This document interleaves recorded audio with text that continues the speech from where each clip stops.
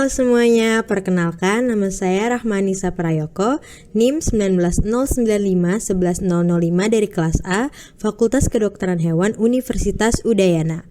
Di video kali ini saya akan menjelaskan materi morfologi dan struktur sel bakteri. Yang pertama, saya akan menjelaskan struktur sel bakteri. Apa itu sel bakteri? Sel bakteri adalah sel prokaryotik di mana sel prokaryotik ini memiliki ciri khas, yaitu tidak adanya organel yang tertutup oleh membran. Agar lebih mudah dalam mempelajari struktur sel bakteri, maka di video kali ini saya akan membagi struktur sel bakteri menjadi dua, yaitu ada struktur luar dan struktur dalam. Ada struktur luar bakteri terdiri dari dinding sel, kapsul, membran sel, flagella, dan pili. Pada struktur dalam terdiri dari sitoplasma, nukleoid, ribosom, dan juga plasmid. Selanjutnya saya akan menjelaskan fungsi dari bagian-bagian pada struktur luar sel bakteri. Yang pertama ada kapsul. Kapsul berfungsi sebagai lapisan pelindung, menjaga sel bakteri dari kekeringan, membantu melekatkan sel bakteri pada substrat, dan menunjukkan virulensi pada bakteri. Yang kedua ada dinding sel. Dinding sel berfungsi sebagai lapisan pelindung sama seperti kapsul dan juga untuk mempertahankan bentuk sel bakteri.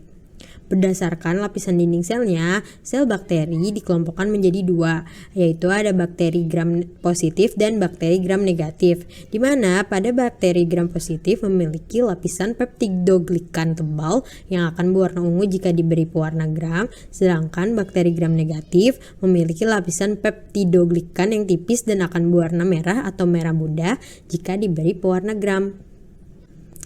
Yang ketiga, ada membran sel yang tersusun dari fosfolipid dan protein dan bersifat semi-permeable. Fungsi dari membran sel untuk mengatur keluar masuknya zat ke dalam dan keluar sel bakteri. Yang keempat, ada pili yang merupakan rambut-rambut halus yang tumbuh dari dinding sel, yang ukurannya lebih pendek daripada flagella dan bentuknya kaku. Fungsi dari pili ini untuk membantu perlekatan bakteri pada substrat dan penyaluran materi genetik pada saat konjugasi. Yang keempat ada flagella. Flagella berfungsi sebagai alat gerak pada bakteri yang hanya dimiliki oleh bakteri yang berbentuk batang, koma, atau vibrio dan spiral. Baik, selanjutnya saya akan menjelaskan fungsi dari bagian-bagian pada struktur dalam bakteri. Yang pertama ada sitoplasma.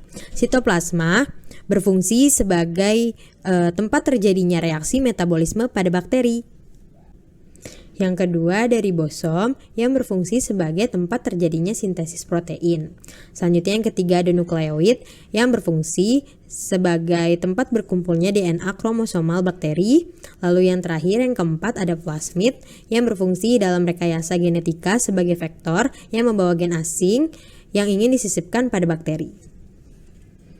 Baik, itu dia tadi penjelasan struktur sel bakteri. Selanjutnya saya akan menjelaskan morfologi pada sel bakteri.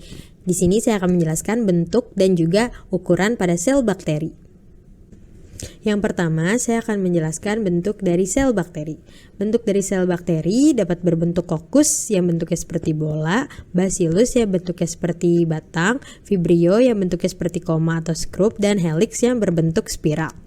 Sel-sel tersebut biasanya berkoloni atau berkelompok dan mengalami perubahan bentuk. Selanjutnya di sini saya akan menjelaskan bentuk bakteri yang pertama, itu ada kokus yang bentuknya seperti bola, di mana bentuk kokus yang terdiri dari satu yaitu disebut monokokus, yang terdiri dari dua bakteri itu disebut diplokokus. Selanjutnya ada bentuk streptokokus yang dimana kokusnya ini bergandengan satu dengan yang lainnya. Selanjutnya ada tetrakokus di mana bentuk bakterinya ini mengelompok 4 buah. Baik, mohon maaf sebelumnya pada video ini terjadi kesalahan pengucapan kata, jadi sini saya akan meralatnya. Selanjutnya itu ada staphylococcus di mana bentuknya ini menyerupai untaian seperti buah anggur. Dan terakhir ada bentuk Sarcina di mana bentuk bakterinya ini mengelompok menyerupai kubus. Selanjutnya yang kedua saya akan menjelaskan bentuk bakteri yaitu bacillus yang berbentuk seperti batang.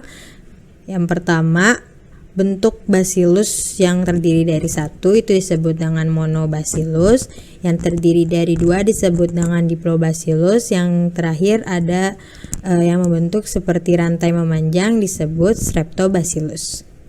Bentuk-bentuk dari bakteri yang sudah saya jelaskan tadi merupakan salah satu dasar untuk mengidentifikasi bakteri. Selanjutnya yang terakhir, saya akan menjelaskan ukuran dari sel bakteri, di mana sel bakteri memiliki ukuran yang sangat kecil, yaitu hanya beberapa mikron yang setara dengan 0,001 mm dari yang terkecil kira-kira ukurannya 1/10 mikron sampai 100 mikron. Maka untuk melihat bakteri harus menggunakan mikroskop. Pada bentuk basil atau batang memiliki ukuran yaitu lebar 0,3 sampai 1 mm dan panjang 1,5 sampai 4 mm.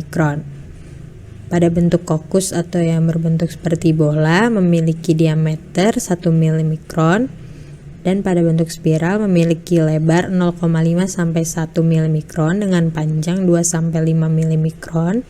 Dan yang terakhir pada bentuk vibrio atau yang berbentuk seperti koma atau sekrup memiliki lebar 0,5 dengan panjang sampai 3 mm. Baik, itu saja mungkin yang dapat saya paparkan mengenai materi morfologi dan struktur sel bakteri pada video kali ini. Mohon maaf apabila masih banyak yang kekurangan pada video ini. Mohon dikoreksi agar kedepannya mungkin bisa lebih baik lagi.